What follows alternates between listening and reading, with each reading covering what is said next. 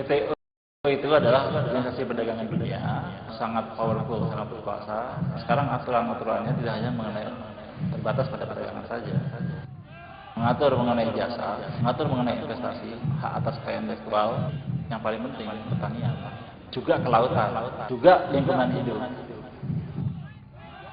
Organisasi ini namanya saja ya perdagangan, tapi dia ternyata sudah tidak mengatur hidup sebagian besar kehidupan. Sebagian besar hanya untuk kepentingan negara-negara besar, negara-negara maju.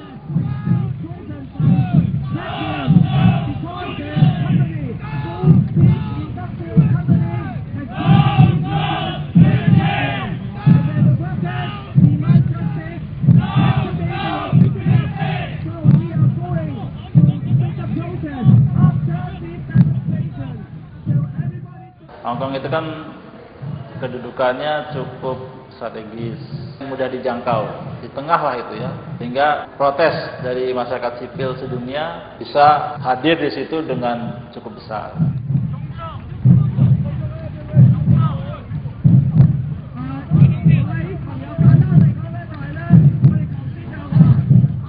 Isu-isunya sendiri yang dibahas itu sangat penting gitu ya. Kemungkinan besarnya sebenarnya gagal. Kemungkinannya harusnya gagal. Karena banyak negara yang tidak bisa bersepakat. Dalam proses-proses menuju ke Hongkong, perundingan itu alot sekali. Di atas kertas sebetulnya lebih banyak gagal harusnya. Kalau sudah 2 kali gagal, maka WTO dan negara maju nggak mau gagal ketiga kalinya. Jadi mereka pasti berusaha sedapat mungkin supaya ada kesepakatan.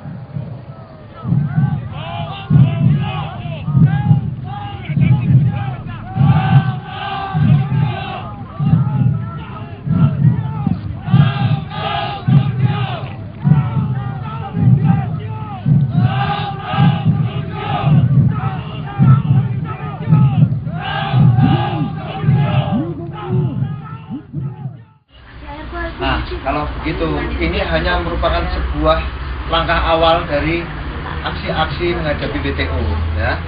Dan sudah jelas kita sudah sepakat bahwa kegiatan semua ini, ya, itu adalah kegiatan yang sangat politis, juga bicara tentang ekonomis karena isu tentang underpayment segala macam. Mulai Februari, karena ada pembentukan Hong Kong People Alliance to WTO, dan setelah saat itulah semua teman-teman seperti dari NGOs, ASEAN Migrant Center, memberi pendidikan tentang impaknya WTO terhadap buruh migran. Tentu mereka awalnya nggak mudah, kita harus jelaskan apa itu WTO, apa itu globalisasi, apa itu IMF, apa itu World Bank, dan sebagainya, sampai mereka level mengerti dan mereka merasa perlu untuk bergabung, dan akhirnya mereka bergabung. Tanggal 11, seperti kalian tahu, itu adalah besok, hari Minggu, dan kita akan ada rally dari pagi, public gathering dulu ya. Yang selanjutnya kita akan bergabung dengan Hong Kong PA. Bagaimanapun kita sebagai buruh migran itu adalah efek dari WTO kalau menurut kami di sini, istilahnya ya, kayak pertanian. Padahal negara kita itu kan subur, ya kan? Kalau mereka bertaninya berhasil, ya, pertaniannya berhasil, pabriknya kita ini kan, kita pekerjaan di Indonesia banyak, tentu mereka tidak di sini, ya. Jadi karena bagaimanapun juga itu menurut kami adalah efek dari WTO itu, makanya kami beritahu mereka seperti itu. Ternyata mereka juga antusias sekali karena mereka menyadari, iya Mbak, saya dulu petani itu, sekarang beras import murah sekali, beras saya nggak laku, sedangkan hasilnya nggak seberapa, modal dengan jual rugi. Jadi petani yang miskin nggak punya apa-apa, mau nggak mau anak saya mau sekolah mahal, mereka bilang. Jadi mau nggak mau ke sini. Jadi itu untuk pendidikan anaknya, untuk apanya. Dan saya sendiri, masa remaja saya itu habis di perantauan gitu ya.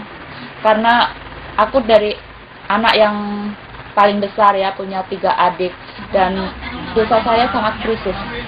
Akhirnya setelah aku selesai sekolah, aku langsung merantau ke luar negeri hingga sekarang, sampai 92 sampai sekarang. Saya yakin teman-teman itu merasakan merasakan dampak dari WTO tersebut, tetapi mungkin sebelum dia tahu apa itu WTO, dia udah merasakan tapi dia nggak tahu itu dampak dari mana. Tetapi sekarang setelah dia tahu apa itu yang mereka rasakan itu dampak dari WTO, dia semakin jelas apa itu WTO. Waktu kita tahu bahwa WTO itu akan diadakan di sini, kami leader-leadernya, maksudnya ketua-ketuanya, kita udah diskusi apa itu kalau sampai terjadi WTO seperti ini, dan semua itu akan dilakukan di Hong Kong. Kemudian kami beri pendidikan kepada mereka. Kita adakan beberapa bulan sekali, kita kumpulkan, karena Code Kiho kan seperti Anda ketahui bahwa kita itu ada sekitar 7.000 anggota. Ya, jadi Code Kiho itu adalah payung dari suatu beberapa organisasi. Jadi wadah dari 7 organisasi. Jadi organisasi ini ada bagian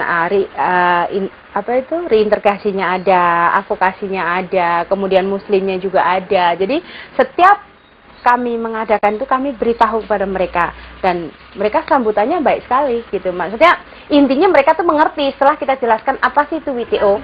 Memang dulu sangat asing gitu nama WTO itu gitu. Dan juga menarik lebih banyak kawan-kawan Indonesia untuk bergabung bersama kita. Tanggal 11 ini akan jadi uji coba. Kalau tanggal 11 tidak ada chaotic, tidak ada terjadi apa-apa, saya yakin kawan-kawan yang ketakutan karena diberitahu majikannya tidak boleh libur ke area Koslevi atau Wan Chai, pasti akan datang ke Koslevi dan Wan Chai.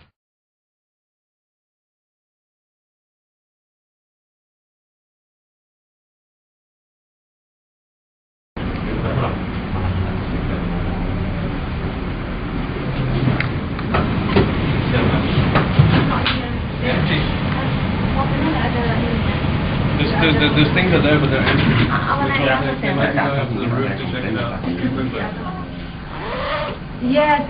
The 3 police officers are coming here with the uniform, and then they are saying that there is a report that illegal people are staying in this house, and then they are checking every one of us, all the passports. And just now I actually already worried because there are 1 car of the police and the two motorcycle of the police downstairs, and we don't know where the police gone, and it seems the police was going to the rooftop where we are trying to make the production, but I'm not sure.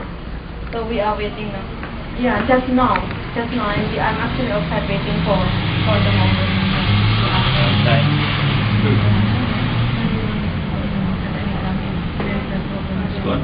The 2 motorcycles leave, but the car is still outside.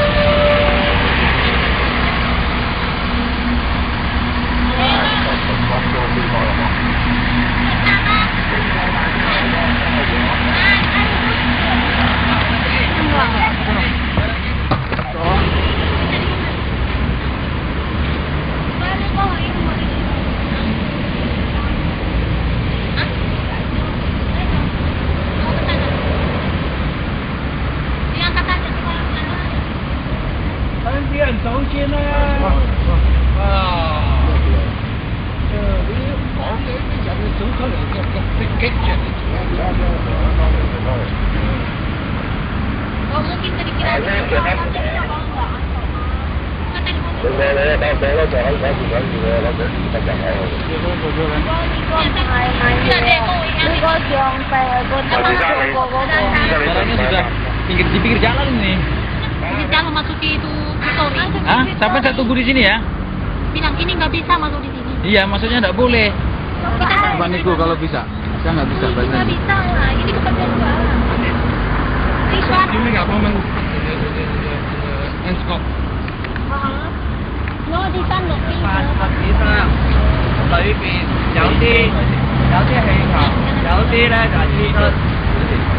Can bring one by one. The box.